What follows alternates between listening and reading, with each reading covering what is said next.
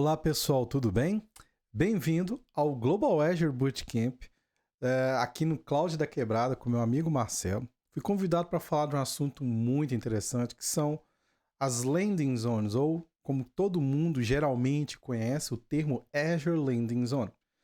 Mas hoje eu não vou falar somente e especificamente sobre as Landing Zones, eu vou um pouco além, vou numa abordagem prática de como nós devemos trabalhar ou qual seria o melhor caminho a ser seguido para que a gente consiga atingir, né, esse modelo arquitetural para o nosso ambiente de cloud Azure, tá?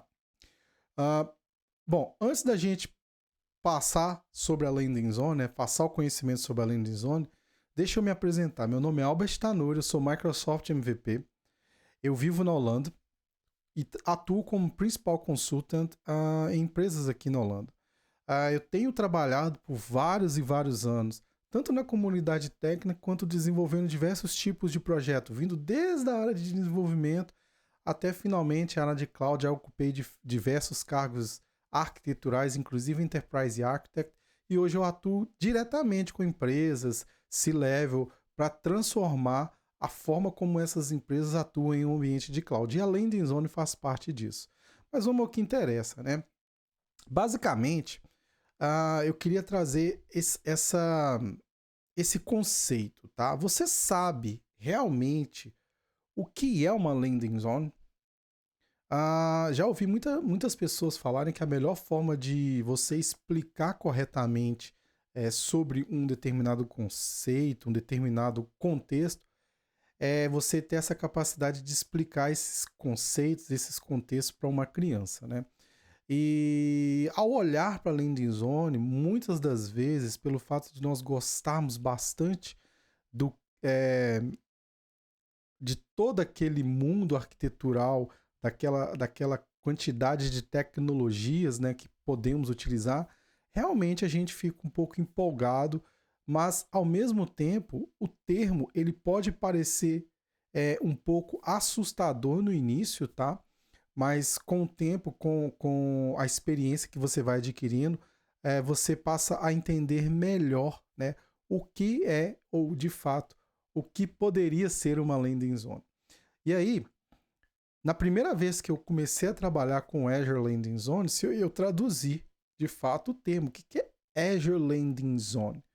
E aí, ao pé da letra, a gente entende que é uma zona de pouso.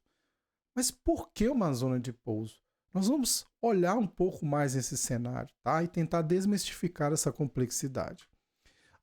Se você procurar na documentação da Microsoft, essa é a arquitetura que é chamada de Landing Zone. É um modelo arquitetural que você, ao olhar para diversas perspectivas aqui nesse modelo arquitetural, você consegue ter uma noção da quantidade de interação que existe entre os componentes, os recursos existentes no ambiente da Azure, tá? E essa integração, essa comunicação entre esses diversos tópicos, eles vão desde quando você tem um contrato ali com a Microsoft, né, um nível de contrato com a Microsoft, para você ter a sua subscription, ter a forma de efetuar pagamento e etc., até chegando ali no tenant, gerenciamento e por aí vai. Muitas das vezes, tá, em alguns momentos, e é normal, ao olhar para essa quantidade de subscription, às vezes assusta um pouco, porque muitas empresas, em geral, trabalham com no mínimo 2 subscriptions, ou seja, uma subscription que ela geralmente vai ser para ambientes de desenvolvimento e outra subscription que era isolada para um ambiente de produção. Desenvolvimento, teste, homologação também estão na outra subscription, né? E aí a questão precisamos de ter 1, 2, 3, 4 subscriptions, 5 subscriptions? Vai depender de cada caso.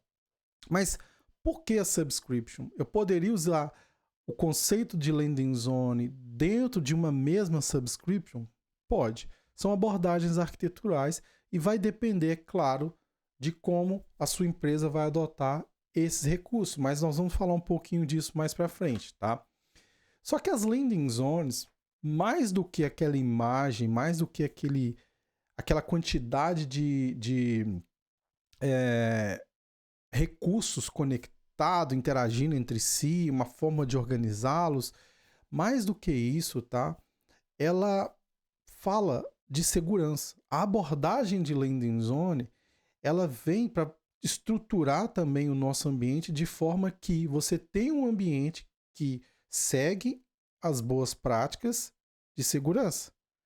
E aí, se você voltar aqui na figura anterior, nós temos aqui a Connectivity Subscription, e aí eu posso entender que essa Connectivity Subscription é por onde todo o fluxo de conexão com o meu ambiente e dentro do meu ambiente é feito por essa conectividade. E aí eu começo a olhar para um cenário de segregação, de maior gestão sobre o meu fluxo de conectividade dentro do meu ambiente. E por aí vai. Só que a segurança, ela não está inteiramente associada à landing zone. O que eu quero dizer com isso? Muitas das vezes, tá, acontece das pessoas entenderem que por haver esse requisito de segurança, essa base que proporciona uma visão de um ambiente mais seguro, o fato de ter a landing zone implica que temos a segurança. Não é uma verdade. A segurança, ela está ali, é uma boa prática, mas para que essa segurança se perpetue dentro do seu ambiente, você tem continuamente que cuidar da segurança. Não adianta nada eu ter um ambiente onde eu tenho um ponto central de comunicação se eu tenho uma landing zone que expõe recursos para a internet sem passar pelo meu firewall, sem passar pela minha conectividade. E aí eu vou ter vulnerabilidade. Então a landing zone não traz por padrão um ambiente extremamente seguro. Não. Ela traz recomendações e aí você utiliza essas recomendações a cada iteração. Mas ela também traz um modelo de governança.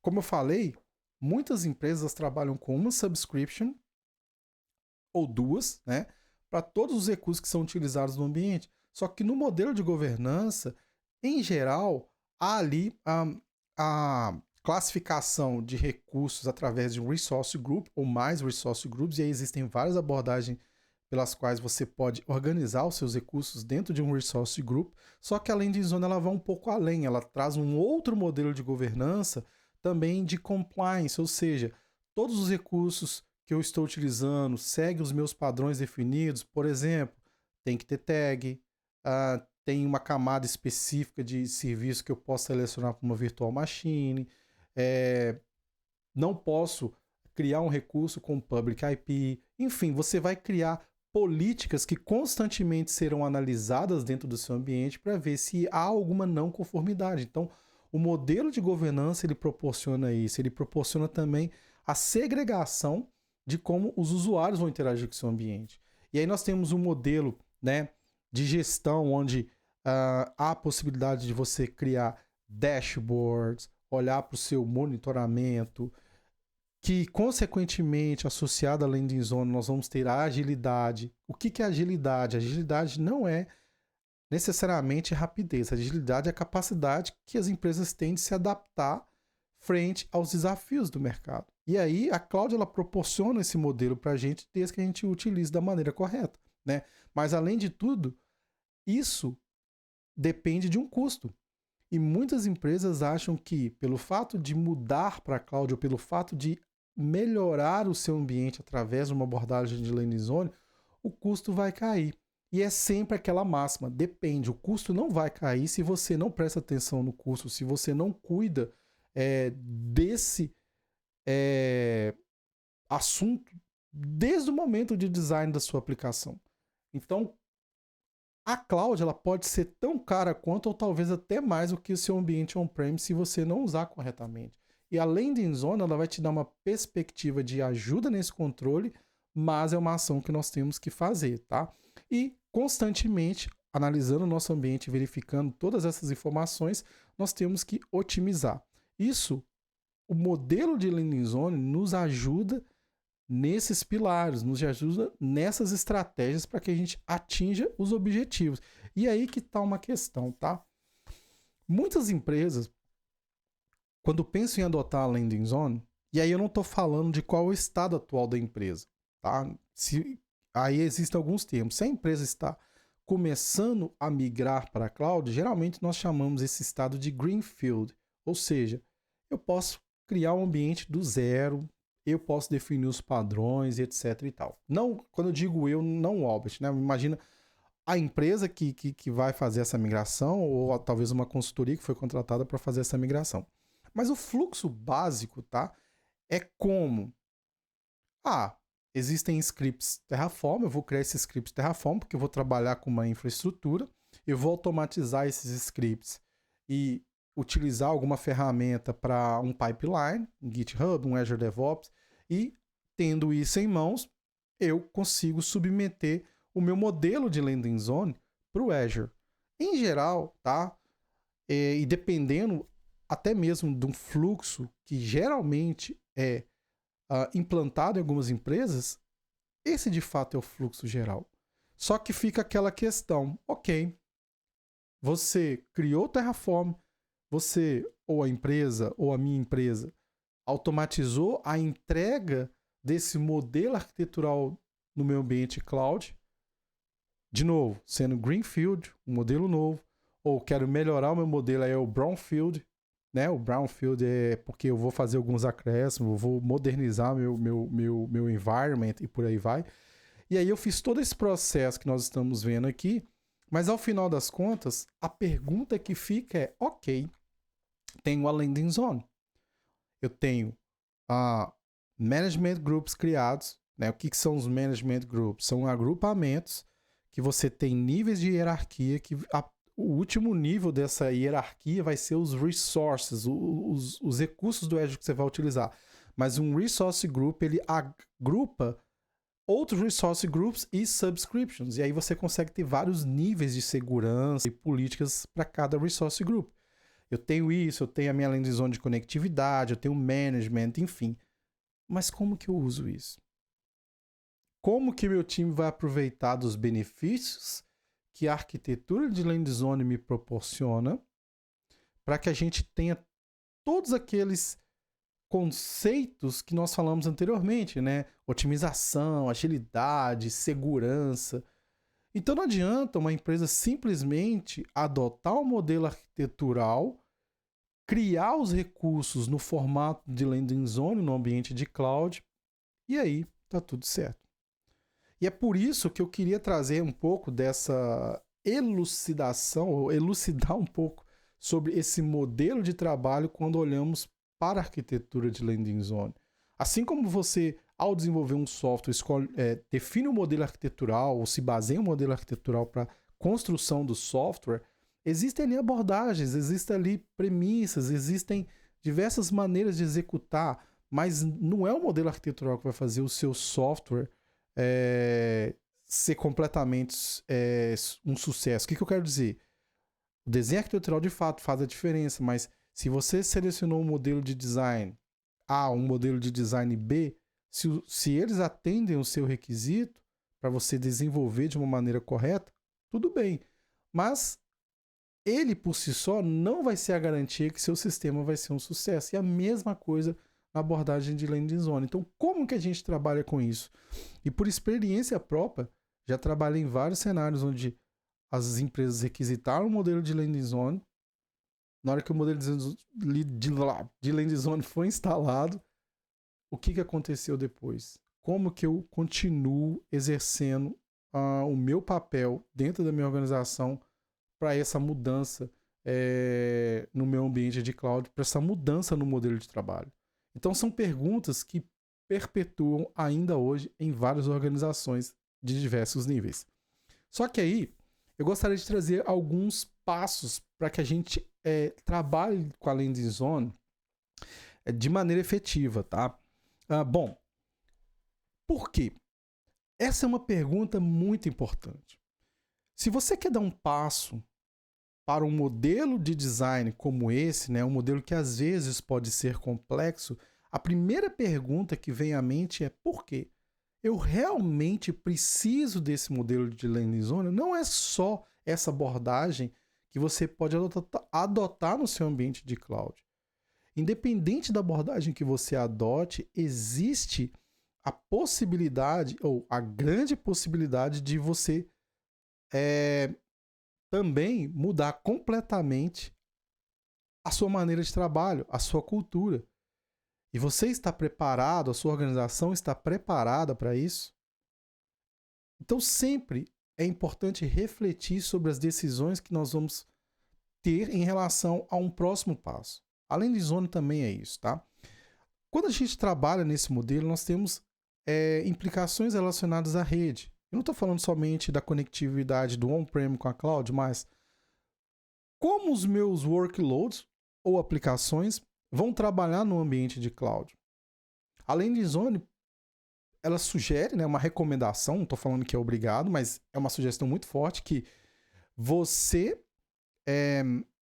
utilize os seus recursos de maneira privada. Isso implica que a partir desse momento você vai trabalhar com virtual networks. Virtual networks dependem de IPs e também você tem segregação por subnet, você tem firewall, mas só que tem que haver um controle sobre isso, né?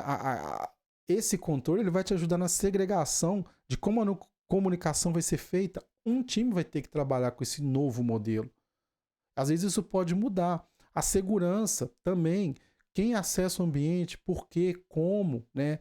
Como que criam os recursos. Não é legal criar um recurso manualmente. Claro, nós devemos utilizar Terraform, Bicep e por aí vai. Mas a segurança ela está em diversos níveis. Você tem um time que é capaz de cuidar das perspectivas de segurança. Você tem um time que é capaz de desenhar um plano de Identity Access Management, o que significa você dar permissões corretas e permissões limitadas tanto para os utilizadores do seu ambiente quanto para os recursos se comunicarem entre si. Né? Aí nós vamos falar de Zero Trust, nós vamos falar de Least Privilege, que na verdade é você dar a permissão correta para um determinado tipo de uso. Nós vamos falar de ownership, ou seja, o seu time, a sua equipe está preparada para não olhar para a infraestrutura de cloud como alguém de operações vai fazer, mas olhar para a infraestrutura de cloud como parte do time que também vai ter que administrar esse recurso. E aí está um dos pontos legais da landing zone. Se você olhar para a landing zone como uma área específica, por exemplo, imagina apartamentos, né, dentro de uma visão assim de um prédio. Um prédio tem vários apartamentos. Cada apartamento tem um morador, ou seja, um responsável. Assim a landing zone. Então, se você é dono de um produto, um website, o outro é dono de um produto financeiro, cada um dos dois, e eu estou dizendo a equipe inteira de negócio, de desenvolvimento, de qualidade, cada uma dessas equipes vai cuidar ou será responsável especificamente por uma landing zone. E essa landing zone ela pode ter várias outras landing zones. O que eu quero dizer com isso? Você pode ter uma landing zone para o produto financeiro, mas para dev, para teste e para produção. Ou seja, você tem 3 landing zones para o mesmo produto, o que representa ambientes diferentes. Mas você tem que ter alguém atuando sobre eles, responsável sobre isso. Ele não vai tomar a responsabilidade sobre o ambiente inteiro, mas daquele contexto, né? Você precisa de estabelecer padrões. Quais são o padrão de nomenclatura do seu ambiente, né? Quais são os padrões de tagueamento do seu ambiente? Isso vai ajudar, inclusive, na gestão do seu custo, que é importantíssimo, né? Nós devemos estar completamente alinhados com o que está acontecendo dentro do nosso ambiente, também na perspectiva de custo. Isso implica que as pessoas envolvidas em todo o processo devem também estar tendo esse conhecimento sobre custo, inclusive desenvolvedores. Você precisa de definir compliance. O modelo de landing zone te apoia nisso, né? E esses compliance eles vão ser checados através das políticas que nós podemos instalar em nosso ambiente e segregar, né? É muito importante em todo esse fluxo envolver as pessoas, e aqui eu falo um pouco sobre DX, né? Development Experience, ou seja, a experiência das pessoas para trabalhar nesse novo modelo, ela vai mudar, mas ela tem que ser de uma forma que ela não crie disfunções burocráticas, ou seja, você tem que ter regras, você tem que ter processos, mas não pode ser algo que atrapalha as pessoas de exercer o trabalho. Então, continuamente é importante envolver as pessoas nas decisões, né? Nós temos questões que devem estar associadas aos negócios e também ao valor que você pretende ter ao mudar o seu modelo de interação com a cloud. Porque, na verdade, o que vai nos dirigir estrategicamente é o valor que isso vai trazer, mas negocialmente falando, o que isso representa. Então, o porquê ele se encaixa perfeitamente de como a gente deve trabalhar nesse modelo de landing zone. E aí, tem alguns passos que nós devemos executar. Existem alguns passos que devemos executar. E é como, né? Como que a gente atinge tudo aquilo que você falou, Albert? Bom, dentro do modelo desse de landing zone, muitas das vezes, e é normal, as pessoas que estão envolvidas nos seus times, dentro das organizações, não possuem um conhecimento sobre aquele aspecto de desenvolvimento. E não é um problema, mas necessita de capacitação. Se você quer migrar para esse ambiente, para esse modelo, não adianta você dizer às pessoas que a partir de hoje nós teremos landing zone. Elas não serão capazes. Vai acontecer uma mudança cultural, vai acontecer um cenário onde as pessoas elas vão se sentir desconfortáveis. E é muito importante envolver as pessoas em cada etapa desse processo, não de uma maneira que elas entendam que aquilo está... elas serão, digamos assim, modificadas, mas sendo parte do processo, elas vão se beneficiar também e fazer parte das decisões. Mas a capacitação é importante. Então, olhe para essa perspectiva. Se você tem um time de rede que trabalha em on-prem, capacite esse time para olhar para uma perspectiva de cloud, né? Então, capacite as pessoas de diversos níveis. O modelo de cloud, ele nos dá várias flexibilidades, mas ele também traz grandes desafios. E não estou falando só de desenvolvimento, estou falando também de análise de custo, modelo de serviço de cloud, IaaS, PaaS, SaaS, como que isso funciona, porque isso vai ser importante, porque as pessoas que vão cuidar também dos orçamentos, eles devem estar alinhados com essa estratégia. Então, capacite as pessoas, né? Alinhe com o negócio, quais são as perspectivas necessárias para esse passo, ou para aquele workload, ou para aquela decisão, né? Então, alinhe tudo com o negócio. Não necessariamente a gente simplesmente deve seguir para um determinado caminho porque é uma boa prática. Talvez aquela boa prática ela não vai ser completamente, né, ou 100% resolver os seus problemas em um determinado contexto. Então, sempre alinhe, é muito importante. E olhe para a tecnologia como enabler, não como a solução. O que eu quero dizer com isso? O fato de ter a landing zone não garante sucesso. O fato de você usar cloud A, B ou C não garante sucesso. Mas olhar para o seu cenário de negócio, olhar para o seu cenário, seus objetivos e ter a ferramenta adequada para aquela determinada situação e usar essa ferramenta como, vamos dizer, um caminho para você atingir aquele objetivo, aquele valor, isso sim é importante. Então, nesse aspecto, por mais que a landing zone traga um monte de funcionalidades e recursos interessantes, muitas das vezes isso são apenas tecnologia, elas devem ser utilizadas como ferramentas para que a gente atinja os nossos objetivos, mas não olhe para a landing zone ou qualquer tecnologia como a solução dos seus problemas, porque não vai ser, né? Existem diversas nuances durante esse processo, então olhe para a tecnologia como enabler, não se movimente, né, pela hype. Envolva as pessoas também, como eu falei, e defina as responsabilidades. As pessoas elas têm que ter um senso de responsabilidade em diversos níveis. Se um time vai tomar conta de uma landing zone, ele é responsável pelos produtos ou que eles estão criando para essa landing zone do início ao fim. Desde a perspectiva de design, da perspectiva de desenvolvimento, segurança, rede, até o uso desse produto através do usuário final, né? Então, percebam que há um processo de preparação antes de você atingir o nível de landing zone. E aí a gente vai falar um pouquinho de quais recursos podem nos apoiar nesse processo, Albert. Bom, é chover no molhado falar de Cloud Adopter Framework, né? O Cloud Adopter Framework tem muito recurso interessante, tem documentos, tem a questão das responsabilidades, né? Dos cargos. Então, eu aconselho você visitar o Cloud Adopter Framework. se você pensa em migrar para o Azure Landing Zone, ou se você pensa em migrar para a Cloud, analise o Cloud Adopter Framework. Segue o processo que está descrito, entenda como que funciona esse processo, se questione, tenta olhar para a perspectiva da sua empresa, para que você tenha um bom direcionador para adotar uma estratégia de cloud, né? E aí, você também tem recursos, né, de arquitetura conceitual em relação à landing zone, né?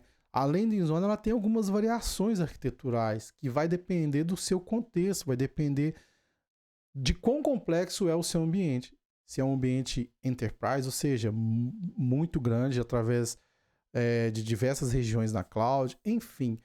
Analise esses documentos, porque eles são importantes. São documentos gratuitos que estão no Microsoft Learn, eles vão direcionar para aquelas etapas que eu falei anteriormente e para as etapas posteriores, né?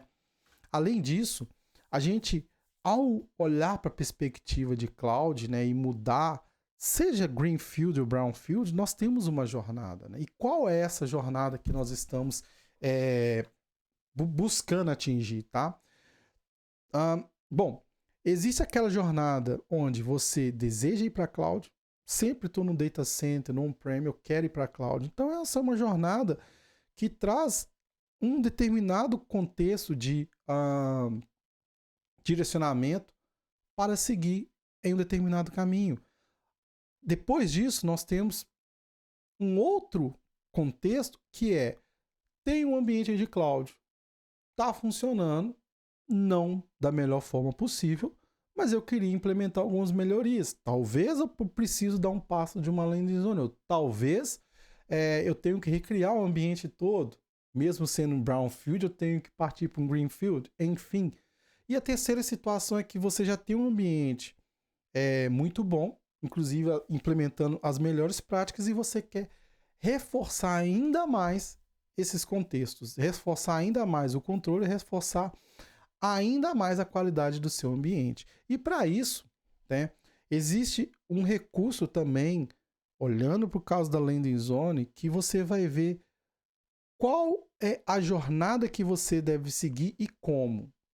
Seguindo as orientações da Microsoft, dessa documentação, você vai conseguir olhar para uma perspectiva fora do contexto ali, fora somente de vamos adotar uma landing zone, mas na forma de refletir sobre aquela etapa, daquele passo. E também você vai conseguir se localizar dentro de qual aspecto sua organização está nesse momento. Então, analise o recurso de jornada arquitetural de landing zone, que vai ser muito importante para você tomar as decisões corretas, né? E a partir do momento que sabemos e temos o direcionamento para onde iremos e como iremos, né, qual tipo, né, de perspectiva vamos adotar para esse modelo de cloud, existe a etapa de implementação. E nessa etapa de implementação, de fato, nós teremos ali infraestrutura como código, né? Nós vamos ter que definir ferramentas. Às vezes você não trabalha com algum tipo de ferramenta para gestão de processo, algum tipo de ferramenta para gestão de código-fonte. Você tem uma ferramenta que é interna, mas você vai migrar para uma ferramenta SaaS, né? Ou seja, um GitHub, um Azure DevOps, um GitLab e por aí vai.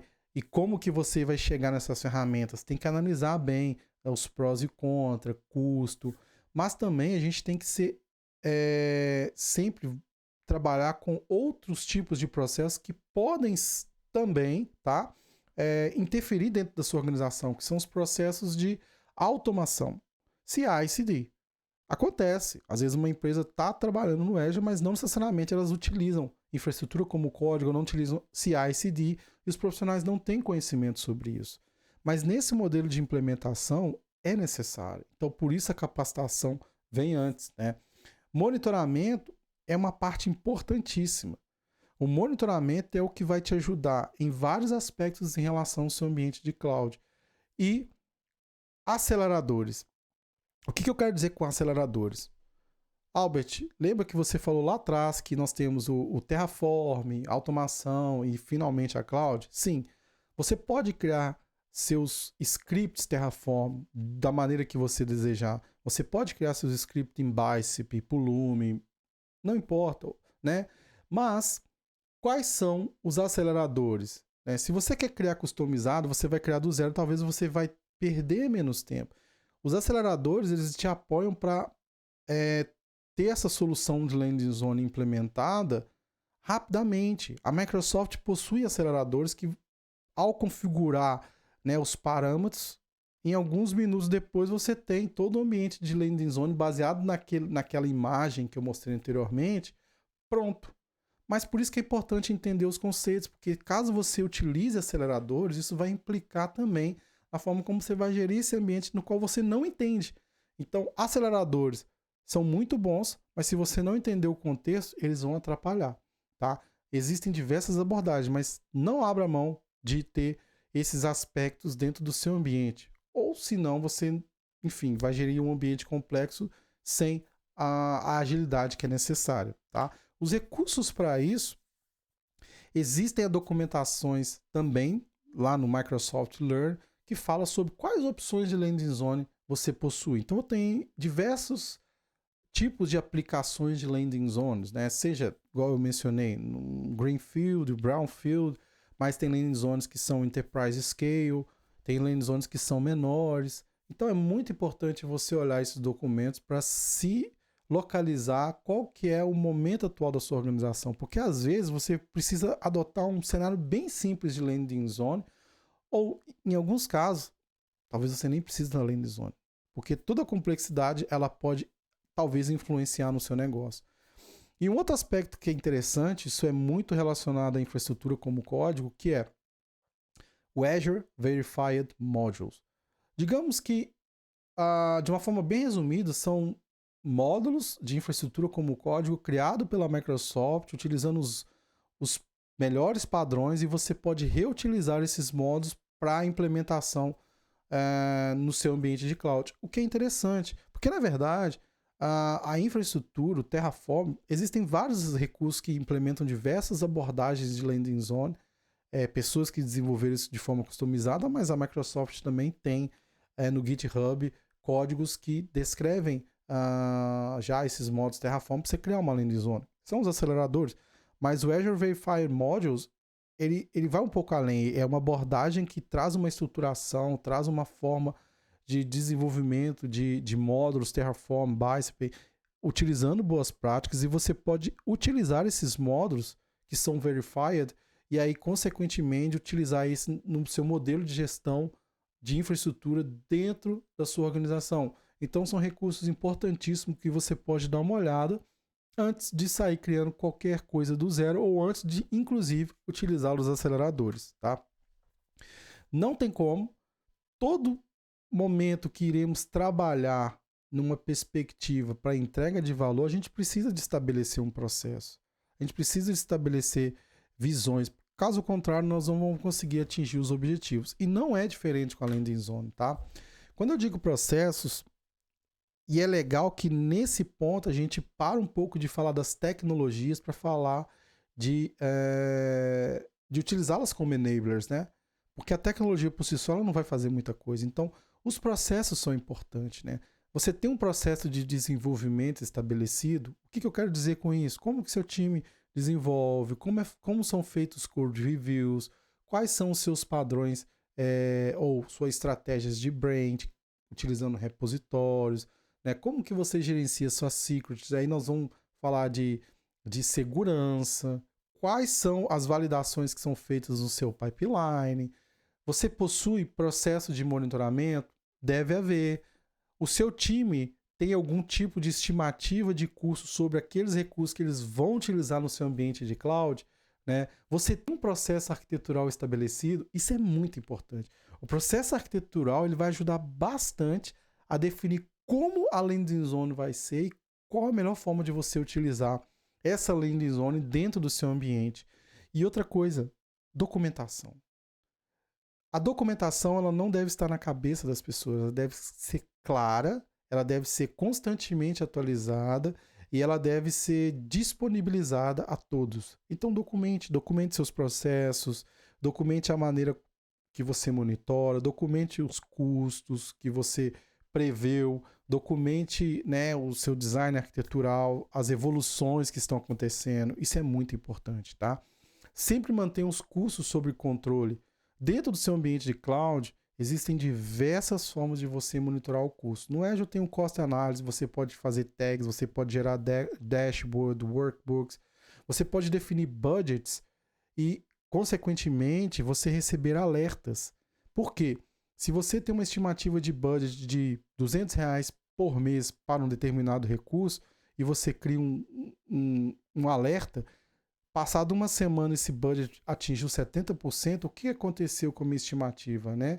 Qual é o problema? Com certeza você vai pagar um pouco a mais, mas você está agindo de maneira proativa, mas é para você entender o que tem interferido esse custo. Será que foi a forma como eu mensurei o custo, a camada de serviço, ou tem alguma não conformidade na minha aplicação? Então sempre mantenha os custos sob controle, tá? E distribua esse controle através dos times que vão cuidar das landing zones.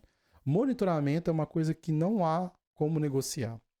Então, o monitoramento ele vai te ajudar em ações proativas, vai te ajudar em identificar erros, né? E vai te ajudar, inclusive, a otimizar o seu ambiente, ou seja, utilizar o recurso certo na camada de serviço certo para o propósito certo.